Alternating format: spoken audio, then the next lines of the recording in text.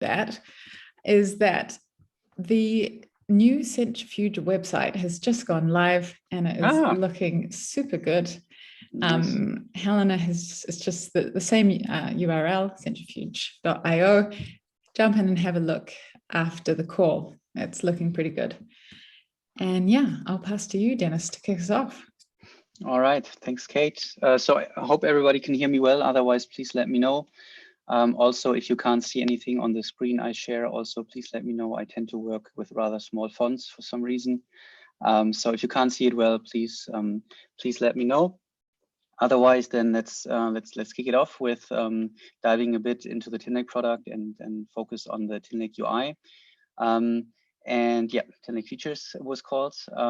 So just to set the tone a bit, what we want to show now. So the first thing is a short UI overview. So we can't do a full, like, very detailed run through. We assume that most people on the call roughly know what Tinlake is, and we'll still have a few intro to align on that. And then we want to address a few pain points or frequently asked questions, right? That we see a lot popping up in the community, in our Telegram channel or in our other support channels. So we'd like to address these. I'll try to explain them as good as possible, but as Kate said, please feel free to ask questions anytime in the chat, and I'll be happy to answer them as well, either during the presentation, or then also we will have hopefully some time afterwards to also go through some more questions. So the pain points we want to discuss, and I hope we will all fit it in within roughly half an hour. So we give ConsolFreight as well enough time in the second half, is that I'll talk a bit about tin and drop, what our two tokens are, when pools are actually open to invest or when they are oversubscribed, what an epoch is, and then at the end also how you can claim CFG rewards.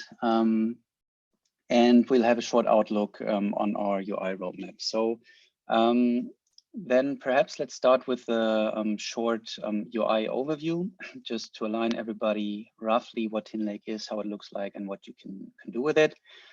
So when you enter, and let's start on the landing page, or what we call the dashboard, on tinlakecentrifuge.io.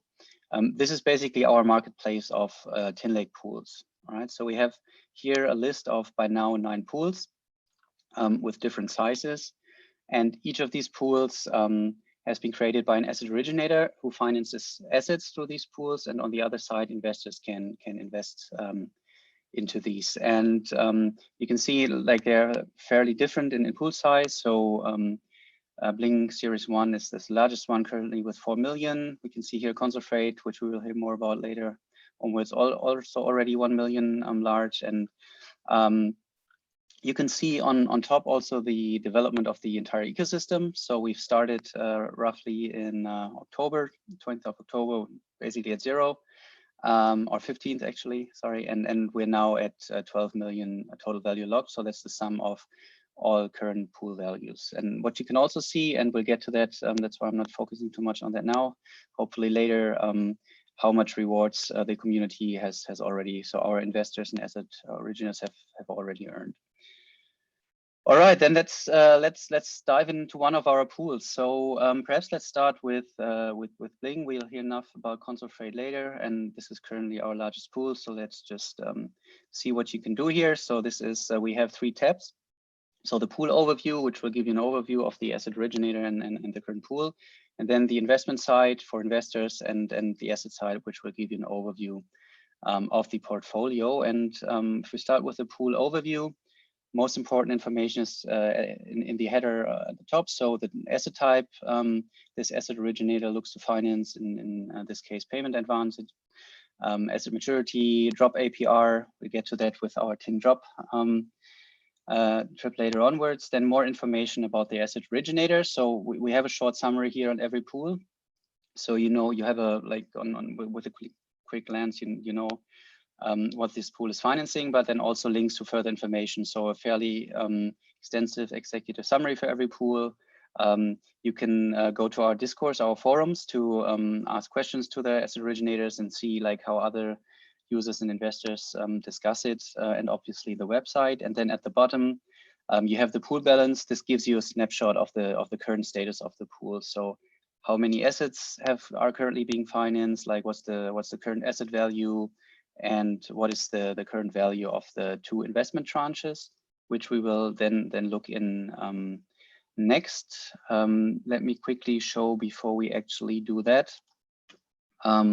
Quickly show you the investment tab. So this is actually for investors. So you can see on top, you can see the 2 investment components where you can either invest in drop or tin. You can see at the moment, like I don't have any drop. So as with every other DeFi protocol, you can also see you need to use that if you actually want to transact with it. You need to use it together with a Web3 wallet. I use MetaMask in this case. So I'm connected here with an address in MetaMask.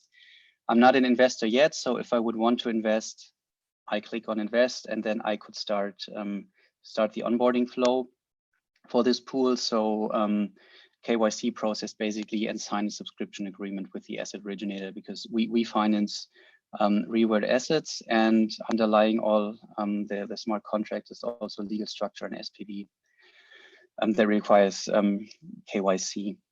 And then on the assets, so that's the, let's get back to the investment tab. At the bottom, that's the export mode. Export mode, we'll also see later, you see informations about the current epoch. But I'd like to talk about this a bit later because this is one of the topics I would also like to focus on in more depth. And on the asset tab, you see an overview of the current portfolio. So this is for Bling, again, the asset value and the pool reserve. You see the historic development of the pool. And you see like in detail view of all the NFTs that have been financed with this pool. So this is a lot by now. Some have already been repaid, so they are closed. And a lot are still outstanding here for Bling.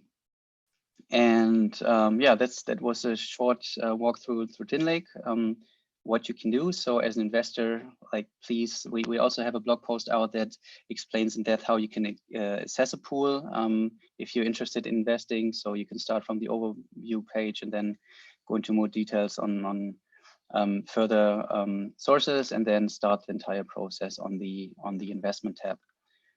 And now I'd like to jump into 2 topics that are, or several topics that we get asked about most often. So one evergreen is actually exactly what we see here, like our drop and tin token. So why do you actually why do we have two different tokens to invest in? And the reason for that is that investors have different risk return appetite or risk return profiles, right? So some people are fine with taking on higher risk and perhaps also risking to lose some of the investment and get a higher return in exchange. And some people want to feel more secure, just are fine with a stable rate of return and know like my investment is fairly secure. And this is why we built these 2 tranches. So that's basically also roughly the 2 type of investors we address with it. And let me go back. We also have a slide for that, right? Which shows Tinlake in general. On the one side, you have capital coming in from investors. On the other side, you have the asset originators who lock NFTs and withdraw dry. That has been invested by the investors. And we have the 2 different kind of investors. So we have the senior investor who invests into drop and receives a stable rate of return, but in exchange is protected against losses by tin. And then we have the so-called junior investor who basically gets a higher return. So you can see here, for example, I think we can see that well for Paper Chain, for example. So that's another pool. They finance music streaming invoices. And here on the pool overview, you can say that actually the average financing fee is 10%, right? So that's what they pay for receiving the financing from Tinlake. But the drop APR is 7%, and then the 3% spread, this goes to Tin. In return, Tin as the junior investor has a higher return, but also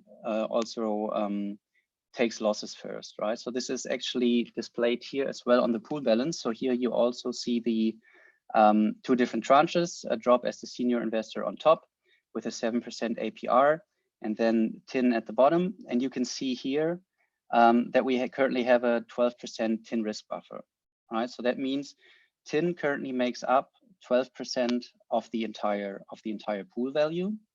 And this means that if there is a default, so if one of the assets of the portfolio is not paid back, this would mean that up to 12% of defaults would be covered by TIN, right? So the drop investors are safe. They will always get their return. If there's a 5% default on the portfolio, their investment is safe. If there's a 10% default on the portfolio, their investment is safe. And that's also why we have, for every pool, we have this minimum TIN risk buffer, right? So the contracts assure that if actually the risk buffer goes below this minimum, that's in drop are not protected anymore by this amount of TIN, that the asset originator cannot originate assets anymore, and more TIN is required to bring this ratio up to at least the minimum again, and for the asset originator to further continue to use the pool. And yeah, this is also what is shown here. And currently, you can mostly invest in drop. So drop is our main investment token for most investors. TIN is not open for public yet. This is mostly for asset originators at the moment to also invest in TIN, to have skin in the game, so that if actually assets default, they also take a loss. And at the moment also then professional or larger investors that invest in TIN. And yeah, that was a quick intro into that. And perhaps I'm not sure if there have been any questions, Kate, then we can take a short break if there have already been questions on TIN and drop to address these. Otherwise, we have a rather hard cut with the next topic. There's just one question coming through from Mizut, which is around the TIN percentage. Is this fixed? Only the minimum if predefined? I'm not sure if you. Yeah. Yes, exactly. So the minimum is predefined, right? So every pool, and this also differs for the different pools depending on the risk of the underlying asset. So the minimum is predefined, and then obviously the actual TIN buffer, this varies, right? Depending on if now more TIN investors invest into this pool, the TIN buffer would increase. If more drop investors invest in this pool, then the TIN buffer would decrease actually. Cool, great. Okay. I think we're good to keep going. Yes, all right, then. Next topic, the most asked question at the moment. So when are actually pools open for investment? So if we actually go to the pool dashboard, you will see that most of the pools, unfortunately at the moment, right, they have this little label oversubscribed on them. So New Silver, Fortunafy, ConsolFreight as well at the moment, Database Finance, Paper Chain, and so on. At the moment, unfortunately, only 2 pools are open for investment.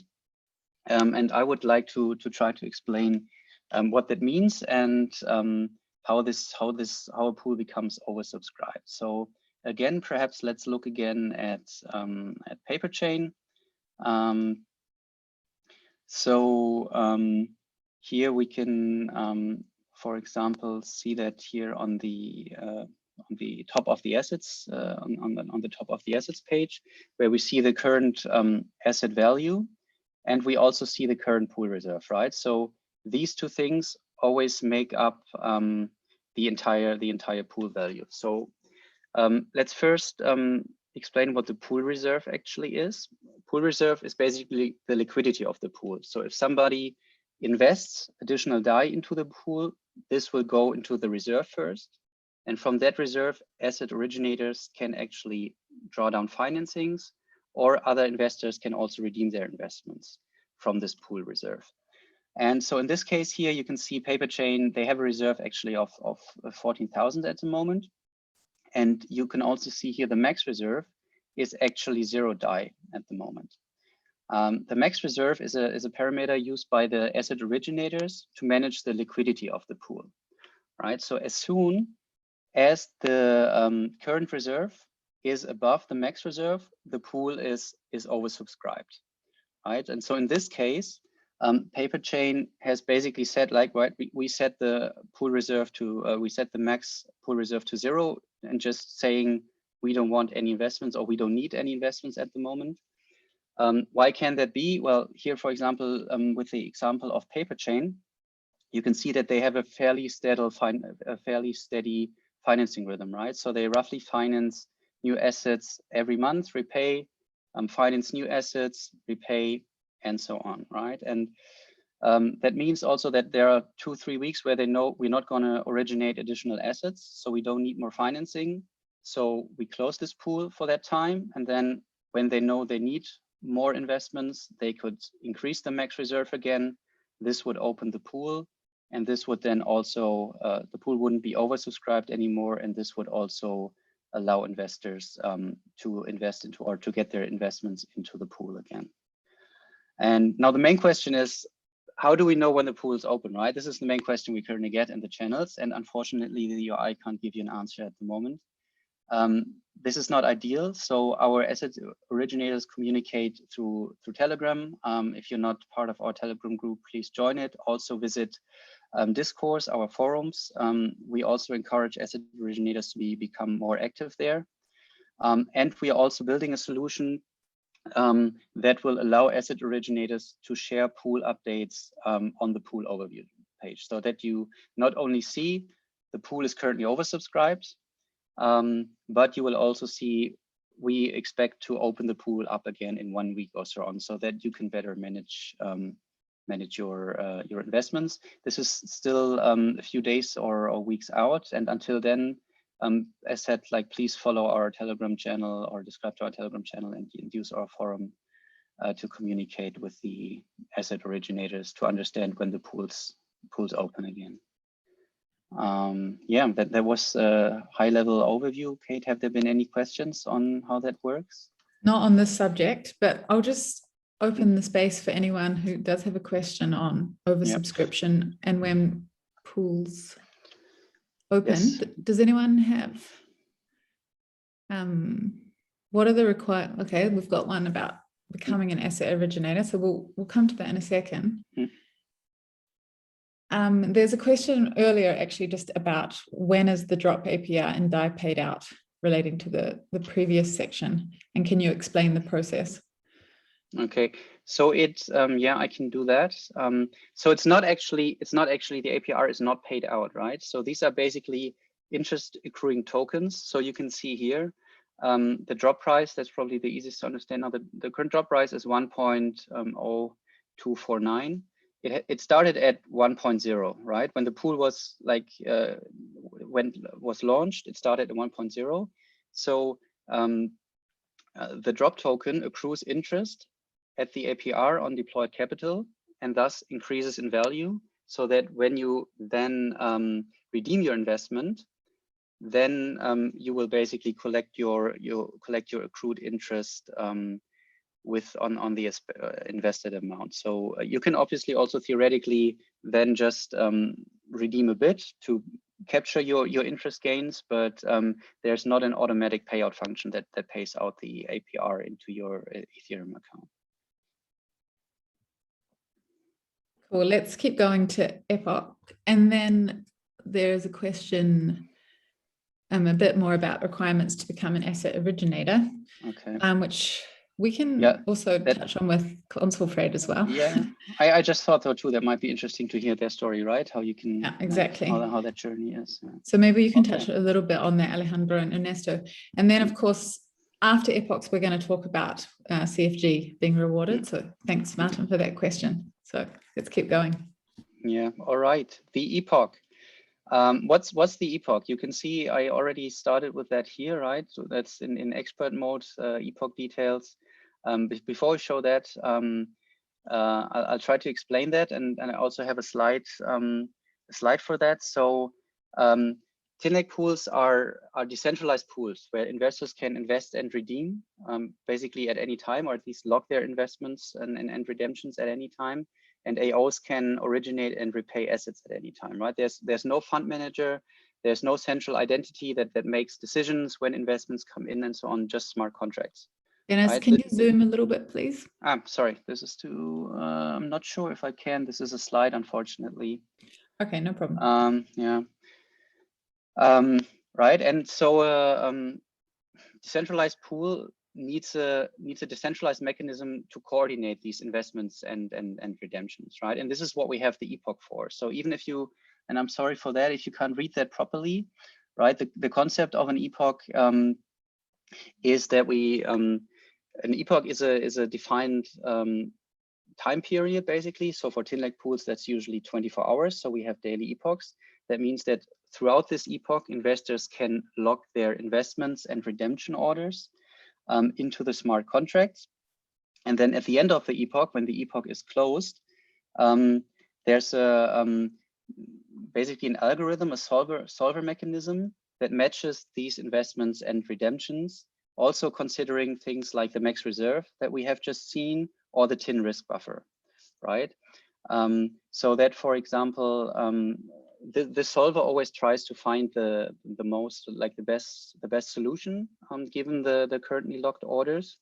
But that unfortunately also means, for example, that if the pool is oversubscribed, that also means that the best result is nobody is gonna get in, right? So we can look, for example, I think Harbor Trade is a good example where currently investments are locked.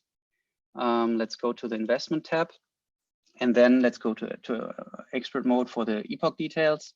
And here you can see that actually, so let's first double check. So the pool reserve currently is roughly 400K, and it's actually set to 1 million, right? So Harbor Trade is currently actively fundraising and looking for more capital. So we expect, or they expect to originate more assets soon. And then we can see that for the current epoch, there are currently roughly 200K of drop investments locked.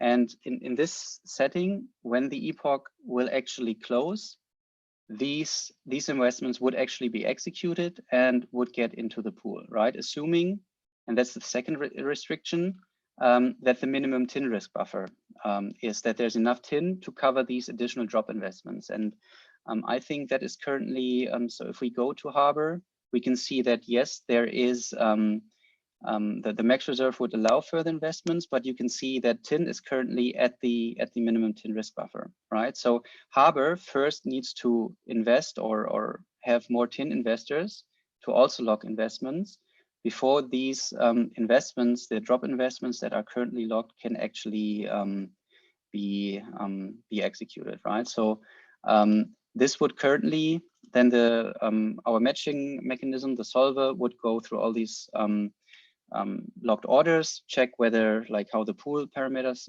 currently see, and then submit the best solution. And unfortunately for this pool, currently the best solution is not to execute any of the locked orders, because the tin risk buffer is already as its minimum, and the asset originator first needs to add more tin to get this higher. So if there would also be 100K in tin investments locked, then at the next epoch, all the investments would just go in, because the max reserve, there's enough space still in the pool to add more liquidity and to finance that soon.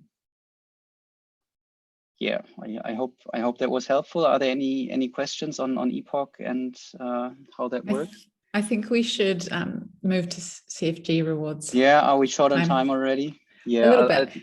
Yeah, okay. I'll try to keep the CFG rewards fairly short then, because we have a very good community call already. We had one a few weeks back, actually precisely on this topic. So I just want to show how you can actually claim, if you're an investor, how you can actually claim your earned red rewards. So one way is here in the UI, like where we show the total rewards earned for the entire community. You can just click on red rewards, and you can also, in your Web3 component, where you can also, like, your red rewards are actually shown. Unfortunately, I don't have any, at least not on that account. And if you then click on claim CFG, the UI will show you again. Unfortunately, I don't have any, right? But it will show you how much you have currently invested and what your daily rewards are based on this investment, and also how much you have already earned. The current reward rate is 42 CFG per 10K DAI. This is calculated daily, so you can also claim if you want to daily your red rewards, right? But you don't have to. Like, they will always be earned. They will start. They will continue to be collected by you, and then you can collect them anytime. And perhaps one note how collection actually works, and then I would refer. Perhaps we can also actually share the link, Kate, to the previous community call. I actually I looked it up before, right? So this is the community call we had on claiming was then still called radial rewards, which goes through the entire process. First explains what CFG rewards actually are, and then go in detail through the process, how you can actually claim them. On a high level, because our CFG rewards live on the Centrifuge chain, which is based on Polkadot, you will need a Polkadot wallet to claim them. You can do it through the UI here on Ethereum, but we'll need a Polkadot wallet. But the UI will guide you through this process. And also, as said, please check out the recording, which also is a step-by-step guide. So there's a good question coming through. When I invest, when does the CFG rewards clock start ticking? From the first second. So it is, as said, it is calculated daily. So you won't, like, after your investment, it's not that like 2 seconds later you will see it here, right? So give it a day until they show up. It will then be calculated daily, and so they will increase every day. But we have a minimum holding period of 30 days, right? So the first 30 days, they will just start to increase, and you can already link your Polkadot account to it and so on, but you can't claim them yet. After 30 days, you can claim them anytime they want, anytime you want. And then there's also no additional holding period again for these pools. So just follow-up clarification, but only if my investments make it into the reserve, not when I invest in an oversubscribed pool. Correct. Unfortunately, if your investments are only locked and not yet in the reserve, they don't accrue interest and they don't earn CFG rewards. Only if their orders are actually executed and get into the pool reserve. Yeah, that's correct. Okay, very good. So any other questions on this from anyone listening in? And there's any question is very welcome. There are no dumb questions here. Yeah, exactly. We can probably also open the forum then for general questions on the UI or how stuff works if there are no on particular CFG rewards. Yeah, I think that works. And then we'll switch over to ConsolFreight. So exactly. Any timeline for next AO, Dennis? Yeah, that's not me to answer, right? I'm the product owner. I could give you my my answer, but that's probably up to our biz dev team. Let's just say we're working hard on that, right? We know, like, if you look at this, a lot of the pools are oversubscribed. We know we have a lot of investors in line that want to invest, and so we're really working hard on bringing new asset originators to the ecosystem, and they will hopefully join within the next week. But I can't give you a exact update when this will actually happen. This is probably a topic for another community call.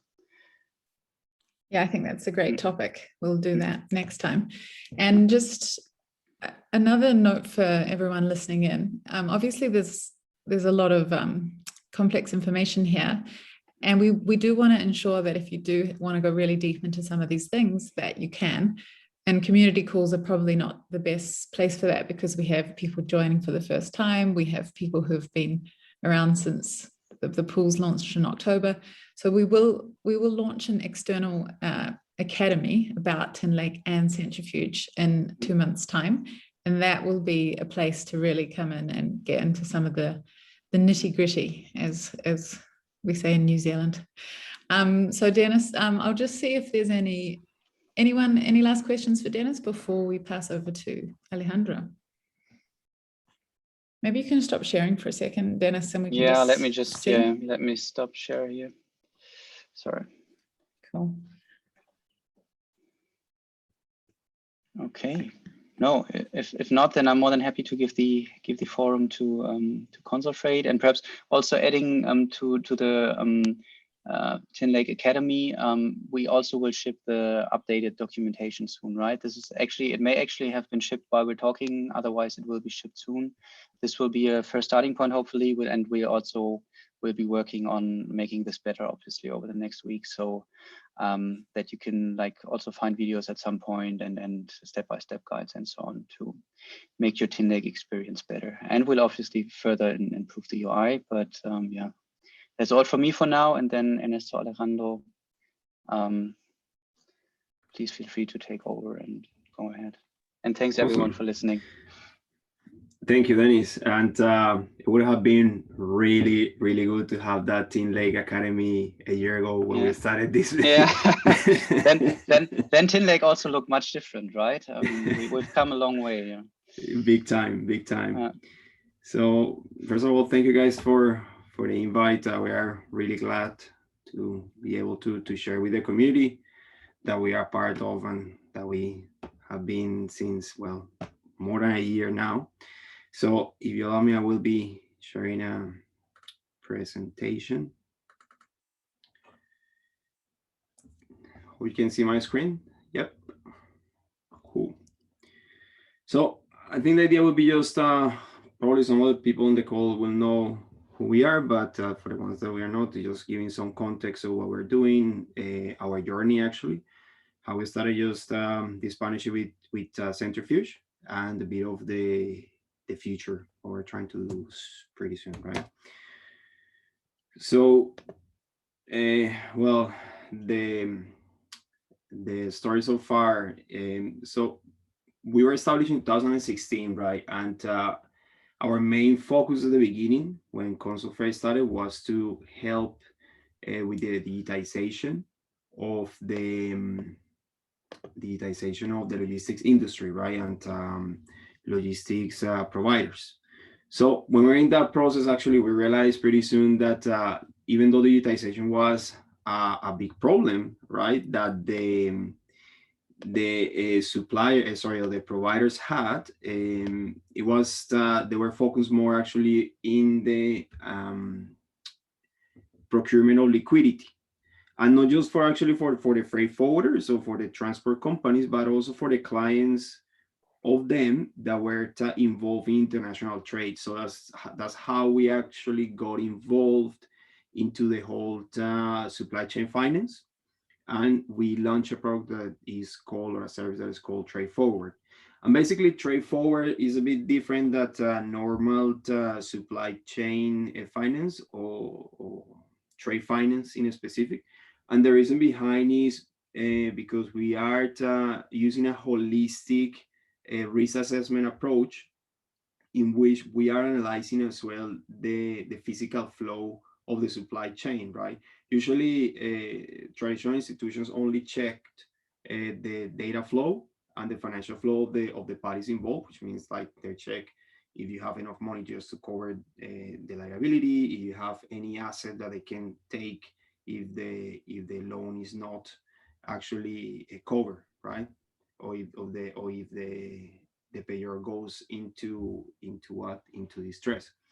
So what we do is actually we are using the goods that are trapped in the containers or in the plane, and we use that actually as collateral to just lend money to international or people in the international commerce actors.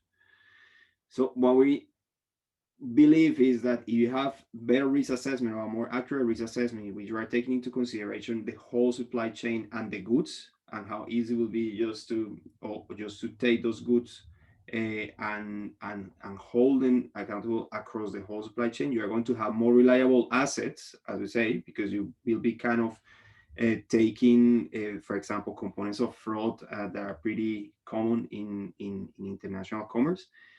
And that would allow us to just have a cheaper cost of funding because we're going to be just decreasing barriers of entry.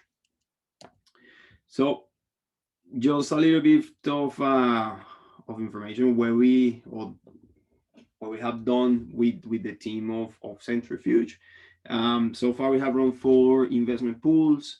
We have deployed more than $3 million I think it's close to 3.5 at the moment.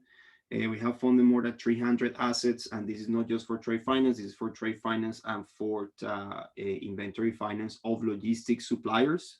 We only do invoices that are related to logistics suppliers, right? As we have our own network of freight forwarders. We have a default rate so far of less than 1%.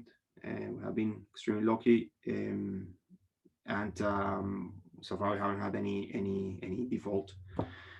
Knocking wood. And we also, as some of you might be aware, we are working to be one of the next real world asset originators to be onboarded into Maker. We're hoping that to happen pretty soon, and that will kind of allow us just to make the whole process a bit more robust and increase the value of that pool. So on the pipeline, we have more than 3.5 million in potential projects from May to August. And good thing is like we have a whole diversity of industries and countries that allow us actually to redistribute the risk and just kind of mitigate that concentration risk that can happen sometimes in Asset Originator. So we have industries like infrastructure, we have PP that is pretty prevalent at the moment. Logistics is clothing, retail, and in countries like USA, Germany, we have Costa Rica, Colombia. There are some other ones in Latam and in Europe. So let's talk a little bit about the story of how we ended up, or we started this partnership with Centrifuge and also with DeFi, right? So when we started pitching this new business, this new business opportunity to traditional financiers, most of the time they didn't understand it, and the ones that understood and were interested, we were too small for them, right? So we're talking about like, okay, can we open just a small pool of 500,000? Say, no, it's just too small. We're not interested. You need to talk about 30 million plus in order for us to just put some attention. Okay, so that's somehow we came across actually the Centrifuge, and through a whole due diligence process in which we put on the table like how we're doing, for example, risk assessment, what is our methodology, our frame, and how our business model operates. Well, Centrifuge took the decision to say, yeah, this is sustainable, and this is something that we can put through Centrifuge and through the pools, and we started refining all that process, right? So there are two main reasons why what DeFi and Centrifuge bring to the table were fantastic for us. That is, one, that is the collateralization of assets, having the chance of digitizing physical assets, right? I use that as collateral, was exactly what we're defining in our business model. So it was a perfect match for us. And also like a stage pool growth, as I explained before, it was really difficult just to go to a bank and say, yeah, give me 30 million, I'm going to just start placing it. With Centrifuge, we're able actually to grow at a pace that we're comfortable with, right? And we are not going to be risking the investment from the people that are putting money in the pool, right? So just to give you a little bit of understanding, like 2021 has been extremely good for us, and not just for us, but for the whole DeFi space. We have funded almost 1.5 million invoices on trade finance, which is almost half what we did last year. Actually, same as we did last year, basically, which is great. Like all the trade finance space is in real need for funding, and that has helped us as well. We have added six new customers in the portfolio. We are getting a lot of repeating customers. That is a fantastic validation that what we are doing is needed and is a good service. We have grown CF4 to more than 1 million, as we saw, I think it was 1.2, 1.3, something like that. We have refined our due diligence, adding a lot of extra data points. And this has been as part of the work that we're doing constantly with Centrifuge, but also with Maker, because we have to go through all that validation with Maker, and that will help us as well to streamline our processes, which is a bit of the confidence to give to our investors. We are working now with traditional factoring companies to mitigate risk, and what we're doing is covering our exit from the transactions, meaning that when the cargo lands at the other side of the world, that invoice is going to be paid by a traditional factoring company, which minimize a lot of the risk that we have and the exposure for us. And also, we're exploring new opportunities in the PPE space, helping a lot of entities in need. And this ties up really well with the first example of success, that is a company called BioBX. It's a really new company, and you will be hearing a lot about this business case because it's pretty interesting. Basically, they are trying to optimize the procurement of PPE goods for multiple entities that are in need at the moment, right? What happened with the PPE goods, that is like a personal protection equipment, to say gloves, face mask. Now with COVID, there is a huge issue on the visibility of suppliers. Nobody knows actually who is producing, who is a broker. So what these guys are trying to just optimize that process, get bulk discounts, and kind of mitigating that opacity. And that's ConsolFreight is perfect for it, because with our new risk assessment, we can just go directly to the suppliers. We can do proper checks. We can do validations. And we are bringing actually containers at the moment to help, for example, school districts in the States, as there is a huge scarcity for this type of products.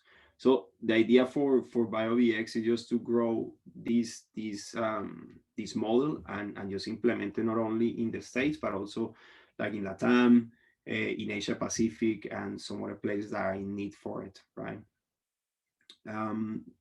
We have Mincivil. Mincivil is a good case. Basically, we help actually untangle a really tricky transaction that was for a really critical piece of infrastructure in Colombia, and we were in the middle. We helped both parties, created trust, and it happens. And the final one is Quality Global Logistics. Is a freight forwarder that is getting a lot of traction with big clients, but in order to just keep in the logistic business, you need financing, you need liquidity, and we have been able actually to just help these guys scale, stay, and actually compete with the big players in the logistic world, like the names of Kuehne+Nagels and Siva Logistics and so on. So it's really good to see that. Now, just for the future, I have to say our idea is just to grow our pool to 30 million within a year.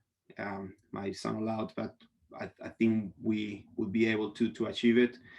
And yeah, we're putting some points there that how we're going to do it. But I think the important bit here is what is next. And if you're an investor with us, you received an email yesterday in which we were just discussing about the APR. And as we have been working with Centrifuge for the last year, we believe that we are reaching out that operational maturity. And I think it's important to provide a sustainable APR to our investors. Right in the beginning, it makes sense to just give 8%. We were new in the market. We need to test the business case, and that has been proven now. Now the business model, in order to be sustainable, requires a different APR, and what we are actually proposing is a 6% APR. This will have a lot of benefits as well, because it will allow us to compete with the traditional institutions for some other assets that are a little bit more, they are less risky. Let's put it that way, and that's positive for absolutely everybody as well. And also, we are just going to undergoing a transformation from the IT point of view. We're trying just to optimize our processes. We're trying to optimize our UX UI for our clients as well, and trying to just make the whole process a little bit more robust, and making DeFi a little bit more accessible for our clients as well. So I think that's it for us. And I know there will be some questions probably, Kate. Yeah, nice one. Thanks, Alejandro. I think it's so interesting to hear about what actually happens with the customers, the clients on the ground, like actually really making things happen in a way that couldn't happen in the past. So congrats on all the work you've been doing there. It's really cool to see. And we do have a couple of questions coming through. Pats, do you want to ask the question or do you want me to do it?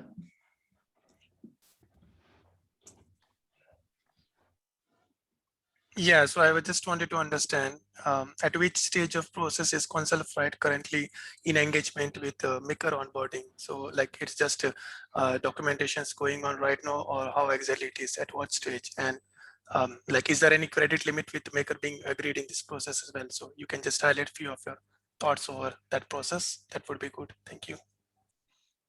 Yeah.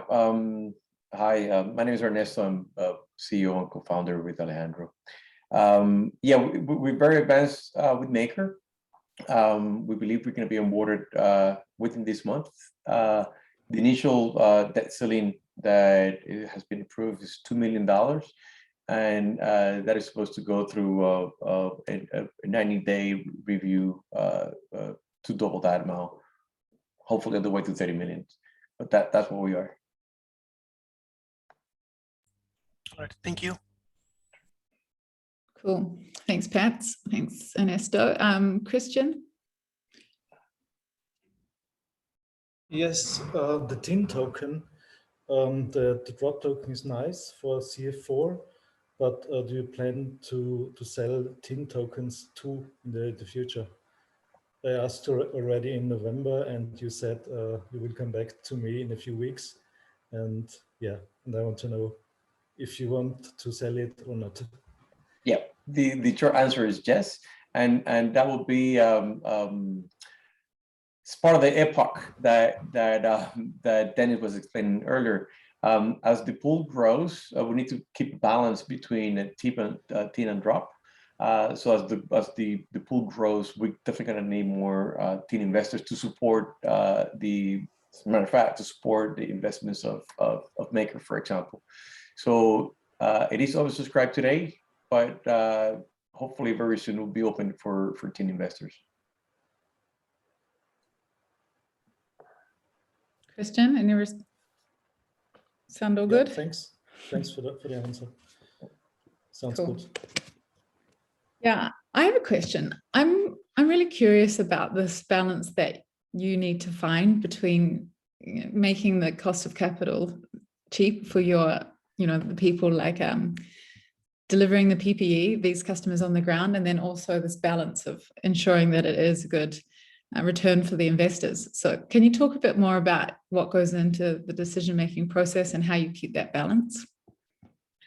Well, it's a lot of work.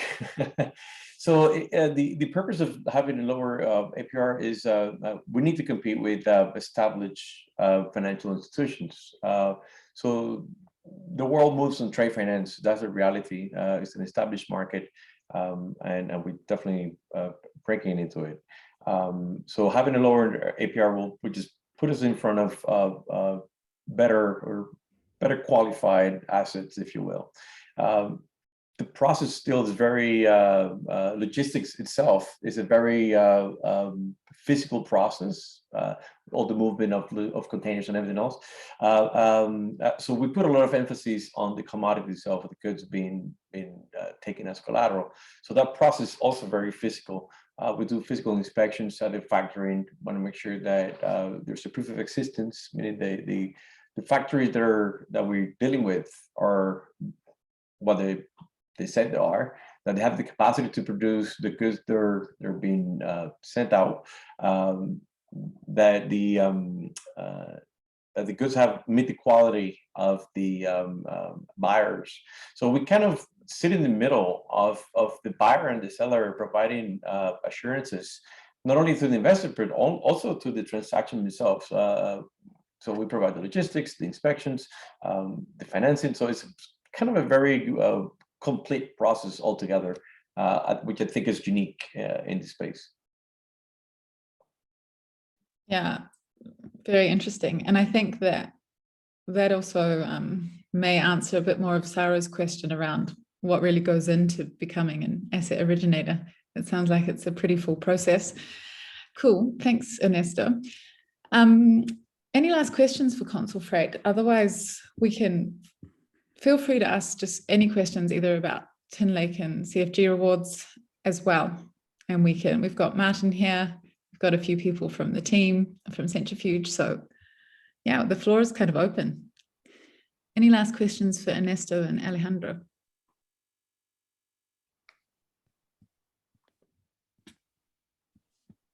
Come on, people. Can't be that quiet. Yeah. Competitors. Well, there are competitors. So trade finance is nothing new. It's been around. So from the traditional finance world, there is a few. Well, all the banks. After COVID, a lot of them have pulled out because they've been burned, especially because of traditional banking. Pretty much, like Alejandro mentioned before, only sees documentation and data flow, and they neglect completely the physical flow, which is the underlying asset supporting those collateral. But I can mention companies that they're tapping into what we're doing. But there again, the financial world is being created for the big companies, with catch abundant companies, not for the SMEs. So for the SMEs, no one is touching. Big companies, I could mention, for example, Freightos, which is the unicorn that raised $1 billion at some IPO. And they do logistics, and they're embarking now into trade finance. But they're catering to very large corporations. They don't touch SMEs, and that's what we're trying to do, right? Trying to democratize the way people get access to capital by putting focus on the goods beyond their creditworthiness. And the simple answer is, if you are a gold trader, for example, this is a dumb sample, but if you're buying a kilogram of gold, it's easy to establish a value to it. And if I'm doing the logistic and I'm taking it as a custody, can I use it as a collateral and lend? With that in mind, pretty much anybody could be a good fit for our product. Yeah, you have some other players like you have Flexport as well. That is a huge detail freight forwarder, and they're going into this stage. The big shipping companies in the world, like a CMA, CMG, they were announcing something similar to what we're doing. Same story. They are focused on big players. And Maersk at some point had it. That is the largest shipping company in the world. They did it, was not really successful. So I think there are more and more that probably coming, and they're starting to realize that the key out of the product is just linking the physical flow with the other two flows in the supply chain, just to have full control of the processes, right, and the transaction. Cool. Thanks, everyone. And thanks for the questions coming through. Just checking, I think people are starting to drop off now. So let's wrap up the call. Thanks a lot, ConsolFreight, Ernesto and Alejandro. Thank you, guys. And I just have one quite important announcement for all of you wonderful community members who join our community call. And that is that we're really grateful for you to being part of our community. And tonight is a very important night. We want you to pay attention to your email inbox in the next few hours, because we do have a very big announcement coming through. I'm not going to say what it is, but that's it. And thanks everyone for joining the call. And I'm going to close off the call now. And yeah, thanks everyone for joining. Pay attention. Pay attention to you. Thank you too. Bye-bye. Bye. Bye. Bye.